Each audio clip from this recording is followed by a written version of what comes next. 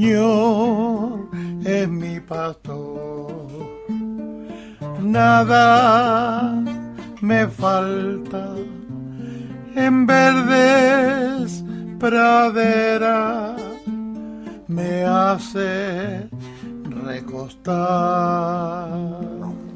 Te alabamos y te bendecimos, Señor Jesucristo, palabra eterna. Te alabamos y te bendecimos por tu presencia aquí en esta capilla, en Santiago de Chile, en la comuna de Padre Hurtado. Te alabamos y te bendecimos porque no te has negado a nosotros, te has entregado hasta la última gota de sangre. Te alabamos y te bendecimos porque te has hecho hombre, porque eres nuestro Salvador y Redentor.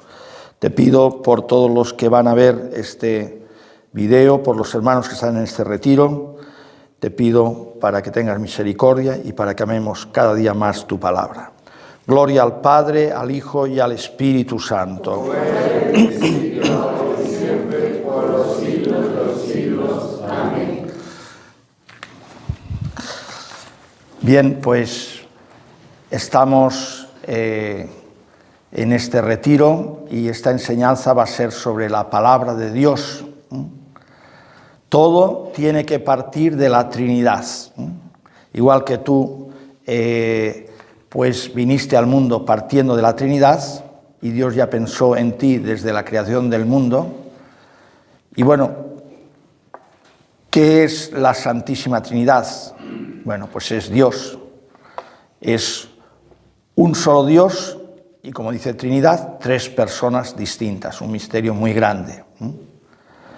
El Padre engendra al Hijo eternamente y lo está engendrando actualmente. Y en el Hijo estamos tú y yo. Y vivimos en el seno del Padre.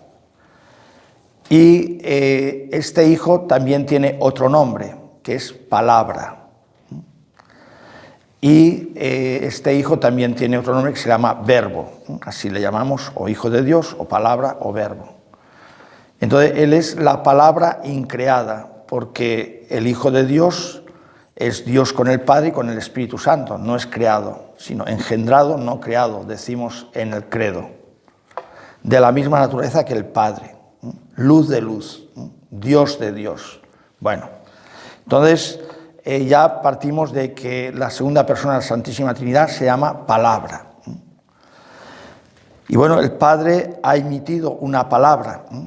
El Padre tiene un conocimiento de sí mismo, emite una palabra, y al emitir esa palabra, pues engendra una persona, que es el Hijo de Dios y también llamamos palabra.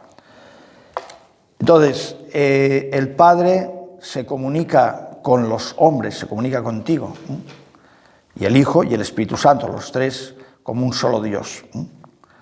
Y entonces hace una revelación. La palabra de Dios que decimos nosotros en la Sagrada Escritura es una revelación de Dios.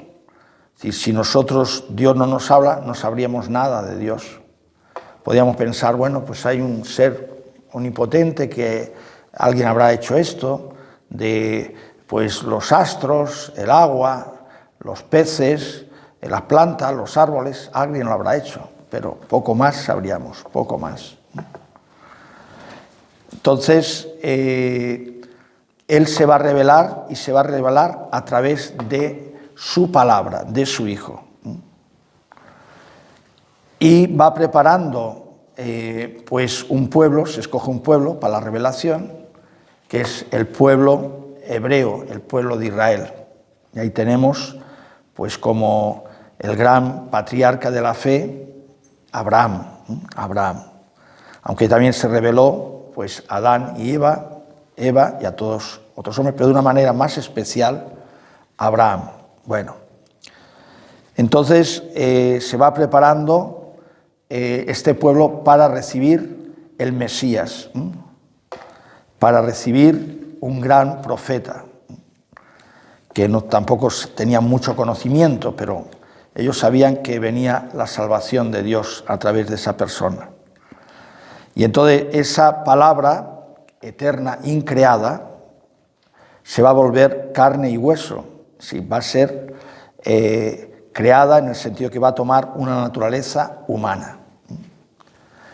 Y va a venir, como sabemos, de la Virgen María, y como sabemos, bueno, pues va a nacer en Belén, va a vivir en Nazaret, va a estar 30 años allí oculto, sin destacar, y después a los 30 años empieza a predicar. Bueno, entonces Dios ya se reveló en parte a los profetas y a los justos del Antiguo Testamento. Entonces, ¿qué nos dice Jesucristo, el Hijo de Dios, ya con palabras humanas? Porque ya no solamente es la palabra eterna, sino hecho hombre. ¿Qué nos dice Él? Pues nos habla de la revelación de Dios, que es comunicación de la palabra. Es decir, Dios tiene una noticia para ti, Dios quiere decirte cómo Él es, no todo, porque si no seríamos ya de sabios igual que Dios, pero parte de cómo es Él, ¿no? Dios quiere decirte por qué estás aquí, para qué estás aquí, qué va a pasar al final de tu vida, y todo esto te lo comunica por su palabra, por su palabra.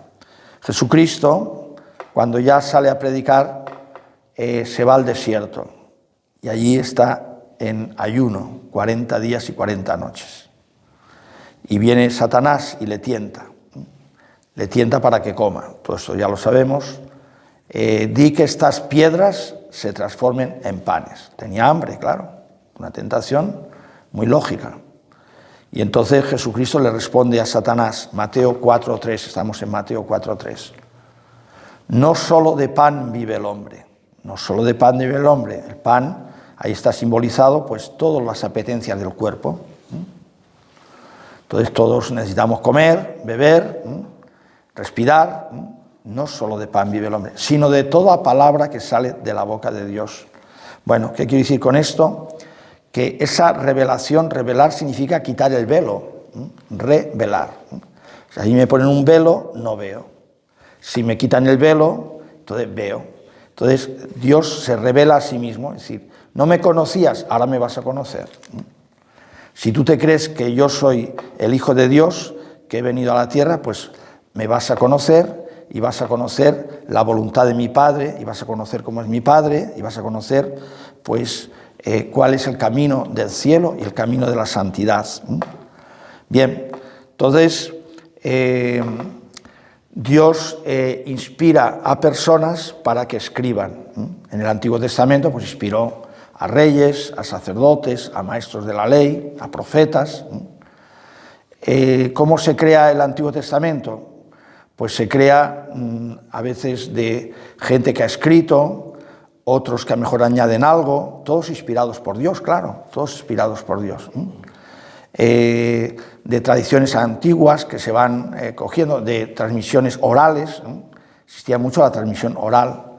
Como no tenían pues que saberse tantas cosas como tenemos que saber ahora, de matemáticas, de geografía, de cómo manejar, pues no sé, un auto, son muchos conocimientos que tiene una persona actualmente, pues se les quedaba mucho lo que hablaban, porque no tenían que saber más cosas.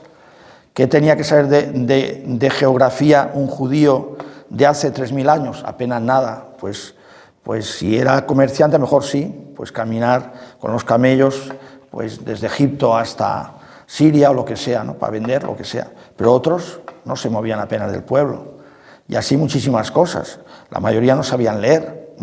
Bueno, entonces lo que se le decía se le quedaba grabado. Entonces está la transmisión oral, otros lo escribían, los que sabían escribir, y así se fue recopilando pues el Antiguo Testamento. Otros ya fueron profetas que escribieron, otros contaron pues libros, cosas sapienciales, eran sabios, y a lo mejor pues tenían sus sentencias, las recogían, o de este y del otro.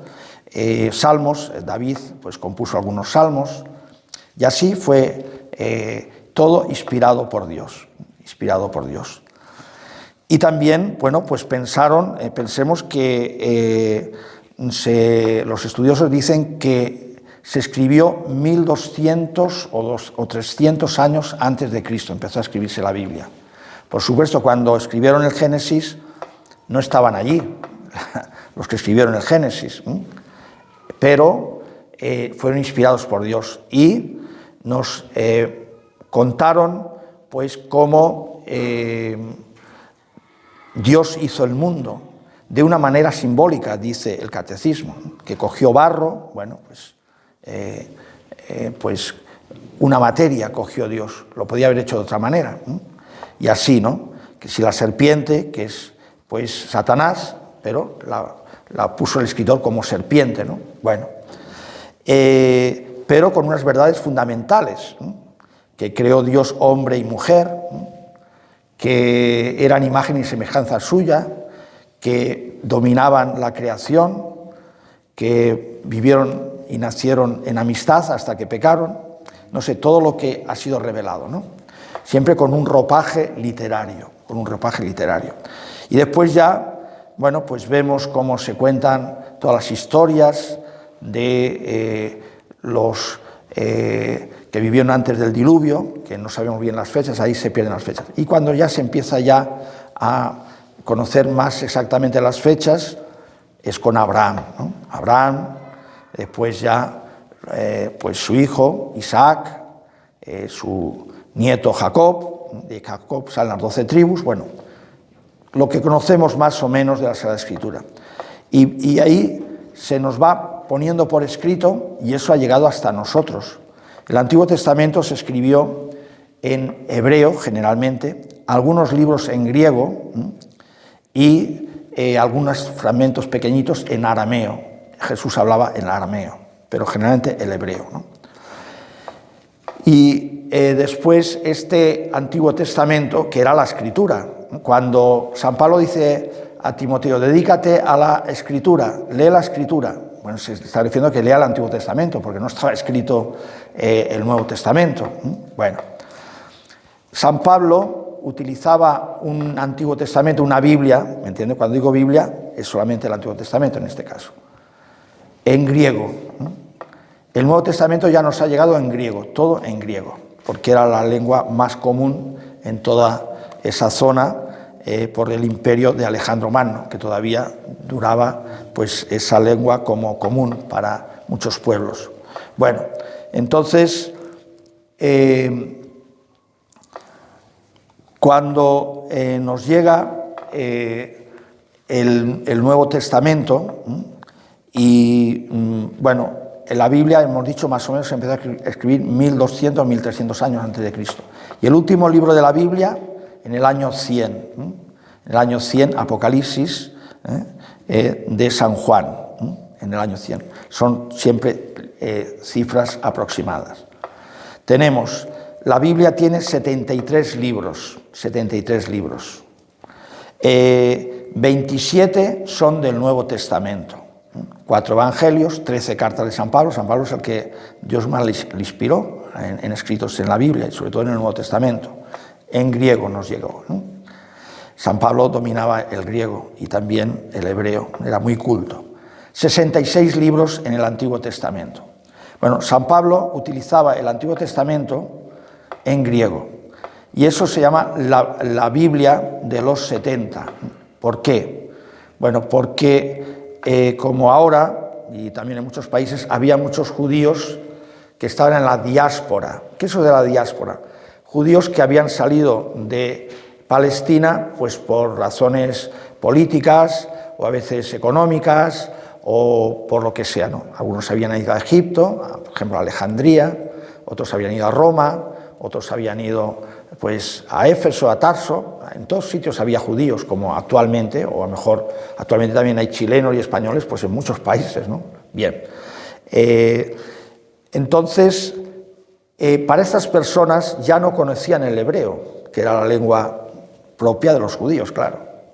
Entonces se hizo una Biblia que se llama de los 70, porque dice que fueron 70 los que la escribieron o la tradujeron, Entonces, en griego, que ya no conocían.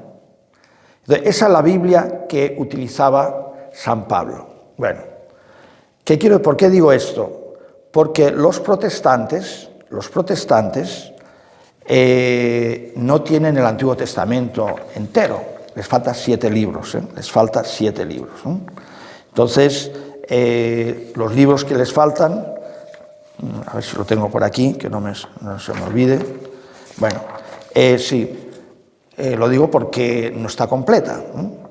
Tobías, Judith, primera y segunda de Macabeos, el profeta Baruch, sabiduría y eclesiástico. Estos 7 libros no los tiene la Biblia protestante, cualquiera que, pues, denominación, pues, Testigos de Jehová, evangélicos, adventistas, pues, mormones, de todo, ¿no? No los tienen. Bien, pero San Pablo sí que los tenía. Y San Pablo cita, porque él cita la Sagrada Escritura en sus escritos, cita con la Biblia de los 70 y algunos de estos libros que después los protestantes no los tienen porque los judíos después no los consideraron para ellos libros sagrados o inspirados. Pero la Iglesia sí, y San Pablo sí. Bueno, entonces estamos ante la palabra de Dios, ante la Biblia. La Biblia es el libro, pues, más leído, más comentado, es el libro, pues, más vendido, más amado, más venerado, más traducido. Tenemos en la Biblia, pues, aproximadamente traducido a 1800 lenguas, 1800 lenguas. Pero hay tantas lenguas en el mundo, pues sí. Hay países como la India, que se dice que a lo mejor tiene, no sé, 300 o 400 idiomas. Y mucha gente no sabe el idioma nacional, el hindi, por ser de su pueblo, en ese sentido no. Bueno, se han vendido más de 1.600 millones de exteriores, un bestseller, es el libro más vendido. Cada año, más o menos, se venden 2,5 millones de Biblias. Bueno, entonces, pero también es verdad que muchos católicos tienen la Biblia, pero no la leen, no la leen. La tienen, bueno, pues como una cosa santa o a veces muy bonita. Y bueno, lo que pretendemos con esta enseñanza es que tu hermano, pues, leas la palabra de Dios. No solo de pan vive el hombre, sino de toda palabra que sale de la boca de Dios. Y dice Hebreos 4:12, que la palabra de Dios es viva y eficaz. Es decir, cuando uno lee la Sagrada Escritura con fe, te da vida. A mí me pasa, yo la leo y no sé, a veces uno está desanimado y enseguida pues me anima a mí la palabra de Dios, ¿no? Y cuanto más la lees, más la entiendes. Claro, hay que pedir antes de leerla el Espíritu Santo para que nos ayude. Si alguna cosa leo, pero veo que está en, digamos, en contraposición con lo que dice la Iglesia o con un dogma, entonces ya sé que esa interpretación no es correcta, no es correcta. Y uno ha de pensar que primero fue el pueblo de Israel y después fue la Escritura. Y en el Nuevo Testamento primero fue la Iglesia y después la Escritura. Los evangelios acabaron. ¿Cómo se escribieron los evangelios? Primero por la predicación de Jesús, claro. Después gente que oyó, se los aprendió de memoria más o menos lo que dijo Jesús. Algunos escribieron algo y entonces llegan los evangelistas y recogen todo. Los que han escuchado directamente de Jesús, lo que otros les han contado, lo que otros lo han puesto por escrito, preguntando también testimonios, lo que sea, ¿no? Y entonces escriben pues esta vida de Jesús, ¿no? Que de la infancia apenas escriben nada. Entonces son 4 evangelistas. 2 son apóstoles, vivieron 3 años con Jesús. Mateo, recaudador de impuestos, San Juan, el discípulo amado, según la tradición el más joven, y después 2 que no fueron apóstoles, Marcos y Lucas. Lucas era médico, compañero de San Pablo. Pero él dice, en los Hechos de los Apóstoles, él escribió, aparte del Evangelio de San Lucas, los Hechos de los Apóstoles, que él ha consultado, él ha investigado, él ha preguntado para que lo que escriba pues sea una realidad. También hay evangelios apócrifos, que son evangelios que no están reconocidos como inspirados por Dios, que son pues buenos en el sentido, pero algunos dicen exageraciones. También hay evangelios apócrifos pues, que ya tienen pues, digamos, errores muy grandes que están hechos, podríamos decir, a mala fe. Pero otros son, bueno, pues también de cristianos que escribían, pero a lo mejor exageraban o decían cosas que no concuerdan con la realidad. Por eso la Iglesia no los consideró evangelios, digamos, inspirados totalmente por Dios.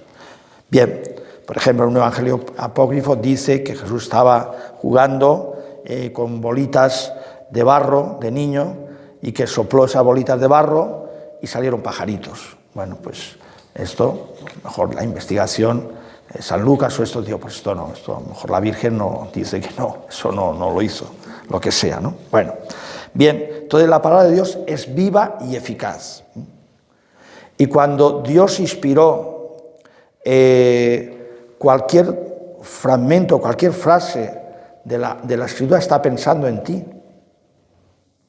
Para darte una noticia, es la buena noticia, y para quitarte el velo que tenemos de Dios. Y con la palabra de Dios, pues conocemos más a Dios y sabemos lo que Él quiere. Y nos enseña a ser felices. También igual que si a uno le dan un auto muy extraño, o vamos a suponer, una persona que pues sí sabe leer y esto, pero no conoce apenas nada de un auto, apenas nada de un auto. Pero es inteligente. Dice, mire, este auto se lo regalamos y aquí está el manual. Pero no le podemos explicar mucho porque nos tenemos que ir, lo que sea. Bueno, pues déjeme el manual. Va leyendo el manual y sabe, pues, para qué es ese auto, cómo tiene que ponerlo en marcha, de dónde tiene que poner el líquido de freno, el aceite, lo que sea. Bueno, bien, pues también para nuestra vida necesitamos la palabra de Dios. La palabra de Dios también nos anima, es decir, si la palabra de Dios te dice una cosa imposible, cuando te peguen en una mejilla, pon la otra, ponla tú, sentido. Bien, entonces, bueno, pues te está dando vida para que verdaderamente cuando llegue el momento, pues tú puedas, pues, practicar esa vida. Y si no la has leído con fe, pues no te ha dado la vida de sufrir mal y no rebelarte. Incluso, pues, imitar a Cristo, participando un poquito de su pasión, Es viva y eficaz. Lo que dice, se hace. Entonces, la palabra de Dios, pues no sé, te dice, bienaventurados los pobres de espíritu. Bueno, pues te quiere hacer pobre de espíritu, por esa palabra que lees, ¿no? Y se va a cumplir, vas a serlo. Y más eficaz cuando se proclama en la Iglesia, se proclama públicamente. Bien, entonces que veamos cómo el Señor ha pensado en ti en todas las frases de la Biblia para que tú de ahí saques una enseñanza. Lo que pasa es que, claro, ahí hay una revelación progresiva. En el Antiguo Testamento Dios va diciendo unas cosas para preparar el pueblo de Israel para el Mesías. Cuando llega Jesucristo, pues ya nos trae la nueva ley. Amaos los unos a los otros como yo os he amado. No de cualquier manera, en el sentido o mucho, sino como yo os he amado. ¿Y cómo nos ha amado? Pues siempre con la cruz, ¿no? Así está, como yo os he amado. Esta es la revelación. Y ahí el culmen también de la revelación están en las bienaventuranzas. Bienaventurados los pobres, bienaventurados los que sufren, los pacíficos, los misericordiosos, bienaventurados cuando seáis perseguidos. Bueno, pues bienaventurados felices. Entonces, pues vaya felicidad, ¿no? Bueno, pues esto es el Evangelio. Pero si verdaderamente tú eres feliz de esa manera, en el sentido, en ese momento, los que lloran, pues entonces ahí es la verdadera felicidad, porque ahí no hay ningún motivo para, para tener la felicidad de este mundo. Pero ahí está Cristo, porque lo ha prometido y porque su palabra es viva, te da esa vida y eficaz. Por eso ha habido santos que han nacido millonarios y lo han dado todo para los pobres. Por ejemplo, San Antonio Abad, que era egipcio, vendió sus tierras y se fue al desierto a hacer oración y penitencia. Y así pues muchas personas, ¿no? Bueno, entonces, por eso es necesario, necesario. Jesús también dice, no busquéis tanto el alimento que perece. ¿Cuántas veces a la semana vas a la tienda a comprar? Sobre todo los que están en casa, o los que están en casa, o no hay nadie que les compre, ¿no? Marcos aquí que vive solo, pues tiene que ir a comprar, claro. Y a lo mejor pues Silvia, que también vive sola, Silvia Maltes, y así pues tiene que ir a comprar de vez en cuando. Bueno, pues no uséis tanto el alimento que perece, sino el que lleva a la vida eterna. Bueno, el alimento que nos da Jesucristo es de dos maneras. Uno, el mejor, su cuerpo y su sangre, la Eucaristía. Y el otro alimento, pues es su palabra. No solo de pan vive el hombre, sino de toda palabra que sale de la boca de Dios. Entonces, y también la palabra de Dios, como dice el Salmo, y hemos cantado hace poco, nos da luz para decir, por aquí sí, por aquí no. Esto no lo veo claro. Bueno, pues voy a ver la palabra de Dios, a ver si me da una palabra, valga la redundancia, por dónde tengo que ir, ¿no? Entonces, lámpara es tu palabra, Señor,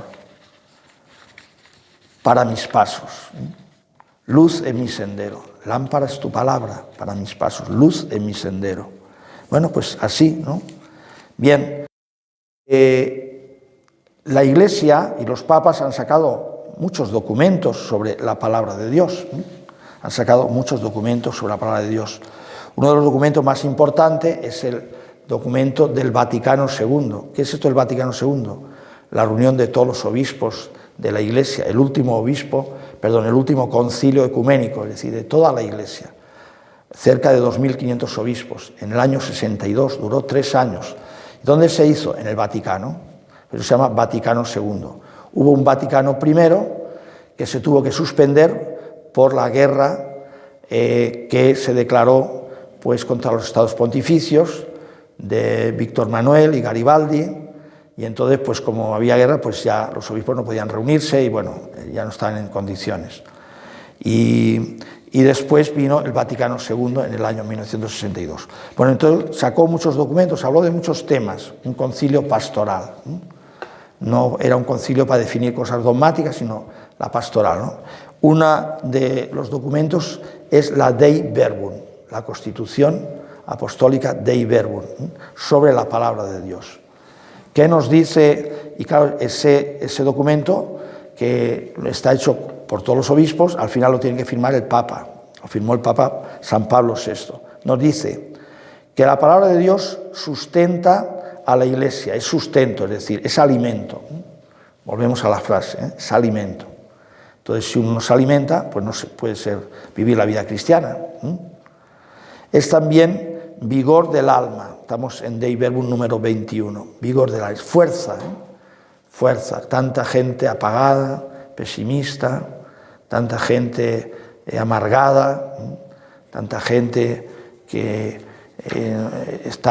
que antes esto era bueno, ahora es malo, ahora no sé qué, y así, ¿no? Bueno, pues la palabra de Dios te dice, no, esto es por aquí. Los cartujos dicen, los cartujos son una orden monástica, son monjes que viven en soledad y en silencio.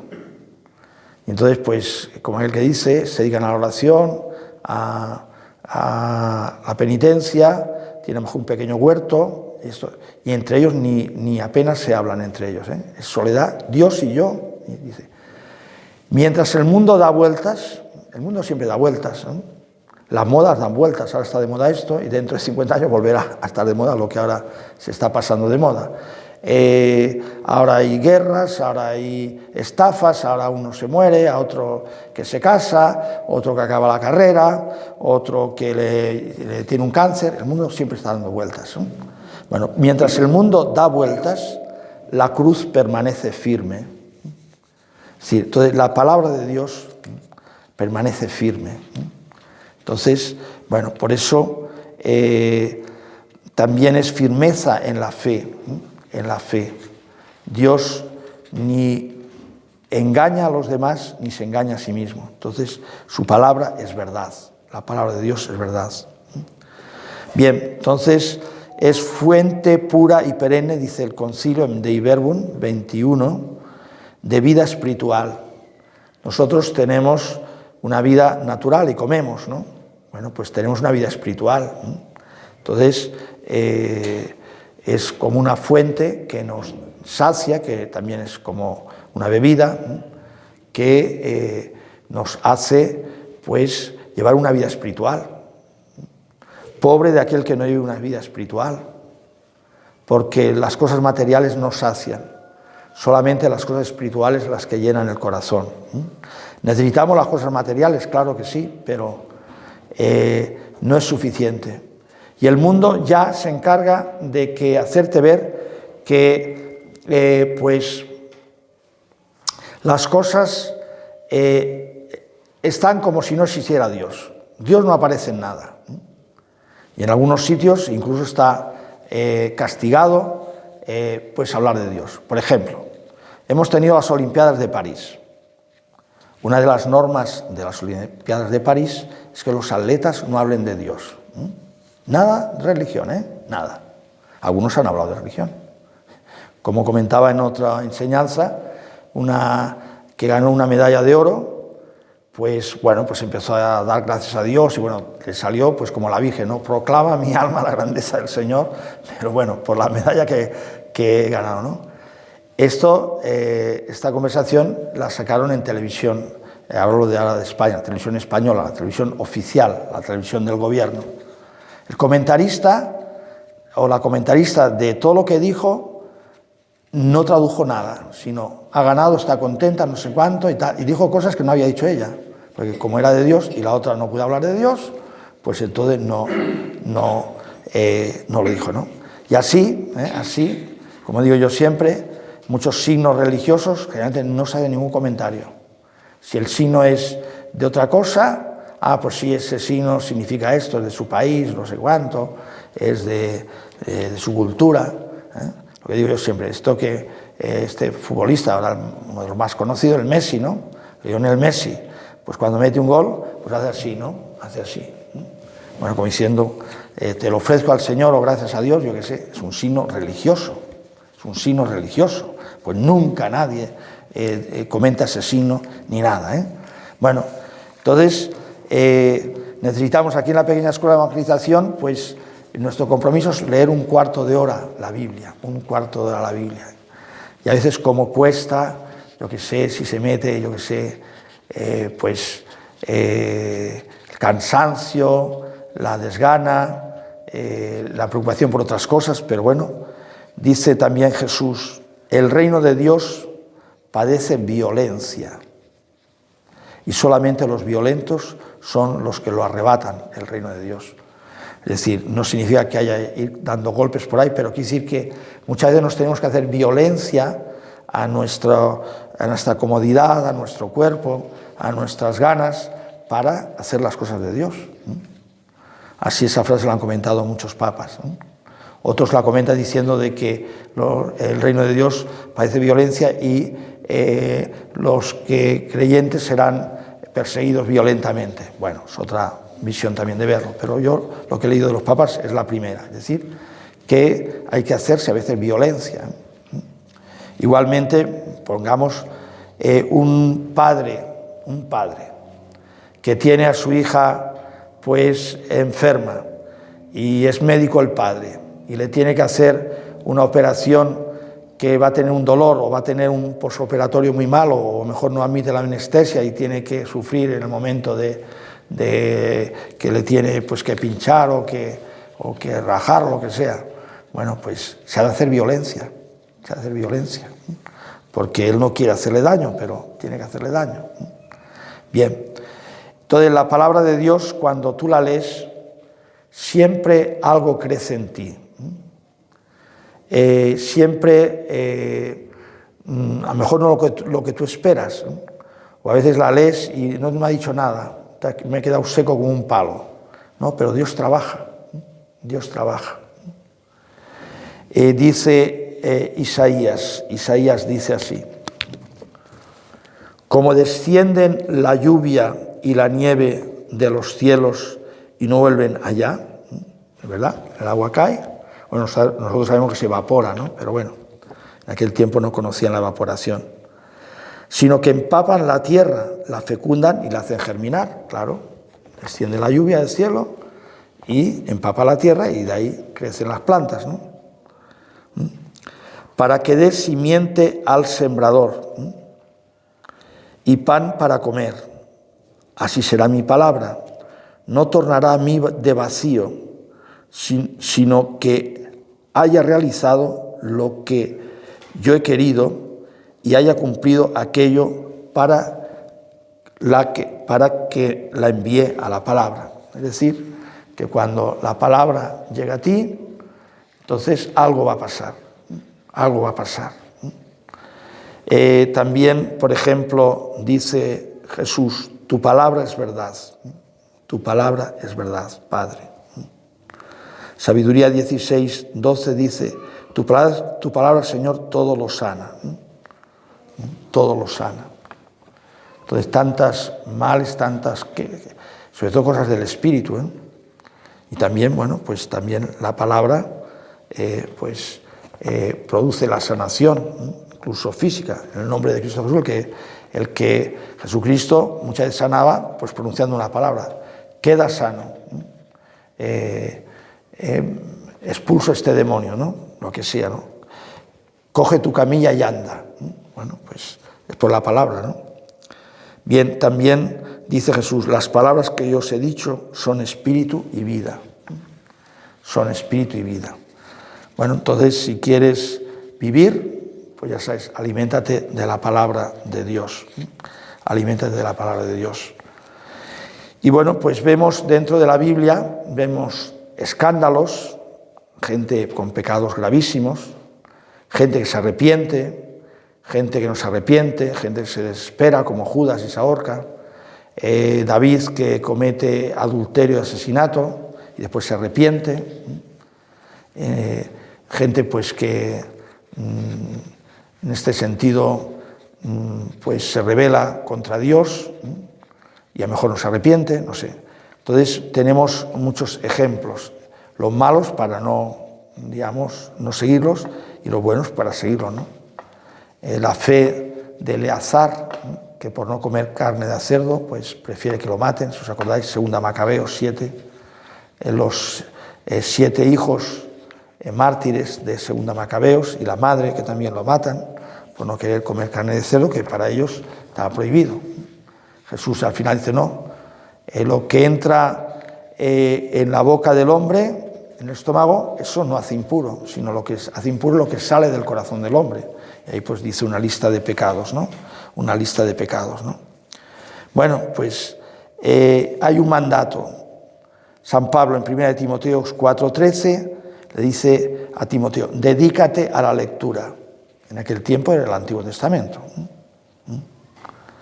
Jesucristo nos dice, San Juan 5:39, investigad las Escrituras, ellas dan testimonio de mí.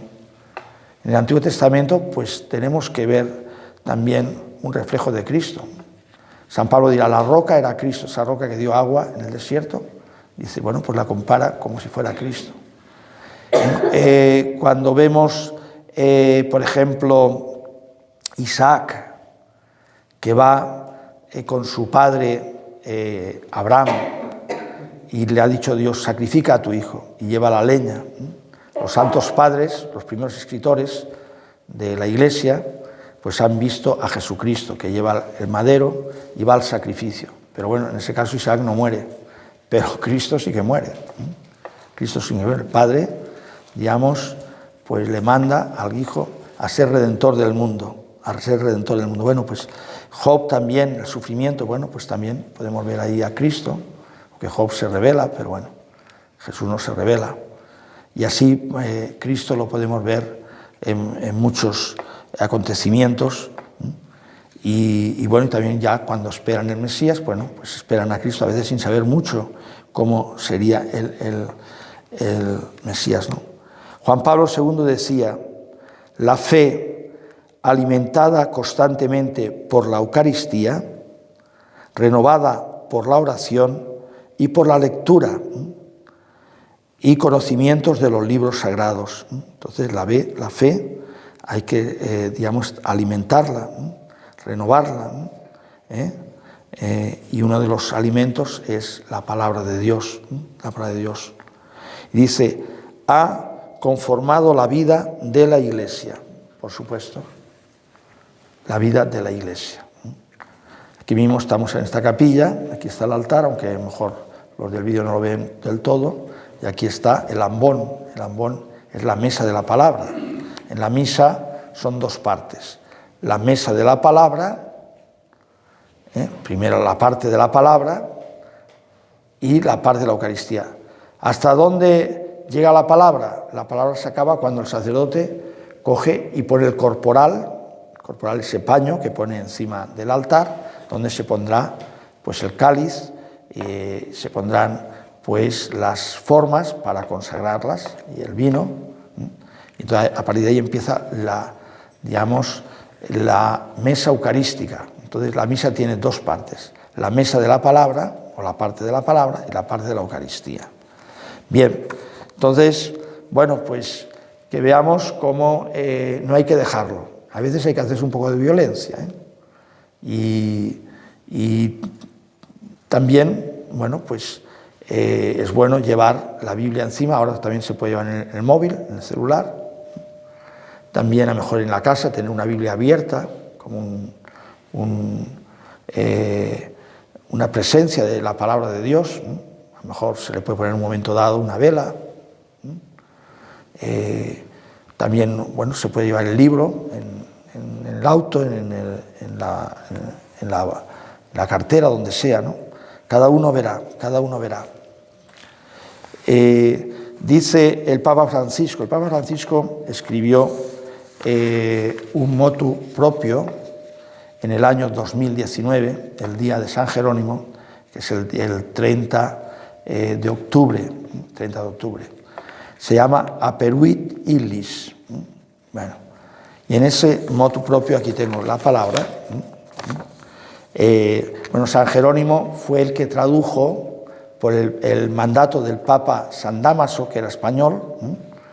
Le dijo a San Jerónimo, que sabía muchísimo, sabía griego, sabía hebreo, se traduce la Biblia al latín. Y entonces esa Biblia se llama la Vulgata. ¿Por qué Vulgata? Vulgata viene de vulgo. Vulgo es la lengua del pueblo. En aquel tiempo, estamos hablando, pues no sé, no me acuerdo bien, a lo mejor siglo V, una cosa así, era el latín. Entonces San Jerónimo, que era muy inteligente, le tradujo la Biblia. Y ahí él cambió un poco los números de los salmos, por eso a veces saben que dicen, bueno, este salmo, ¿cuál es? 50-51. Bueno, en el hebreo siempre es un número más, y en el latín de San Jerónimo es un número menos. Y en la misa siempre sacamos la traducción oficial de la Iglesia, que es la de San Jerónimo. Bueno, pues entonces San Jerónimo decía, desconocer la Sagrada Escritura es desconocer a Cristo. Bueno, pues ¿qué frase dice el Papa en el motu propio Aperuit illis, en el número 1, al principio dice, la Sagrada Escritura, dice el Papa Francisco, es intensamente vital para nuestra identidad. Es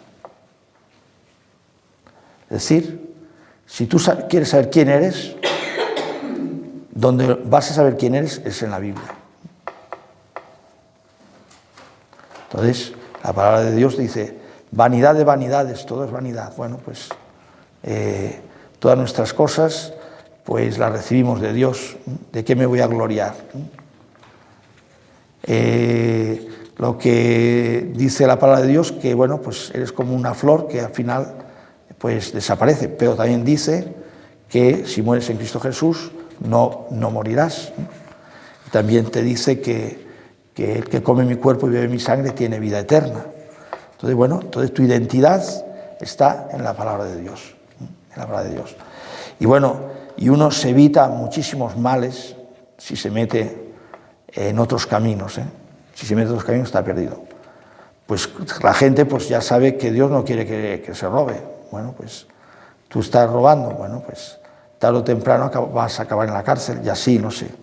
Es decir, tantos sufrimientos pues que uno lleva por no querer vivir la palabra de Dios. Bien, hermanos, pues que verdaderamente ojalá estas palabras sirvan para que tengas una lectura asidua, también haciendo oración. La palabra de Dios, bueno, lo que viene de la Lección Divina, que esto lo inventaron los monjes, pues son 4 pasos, 4 pasos. 1, lectura de la palabra de Dios. Claro, hay que leerla.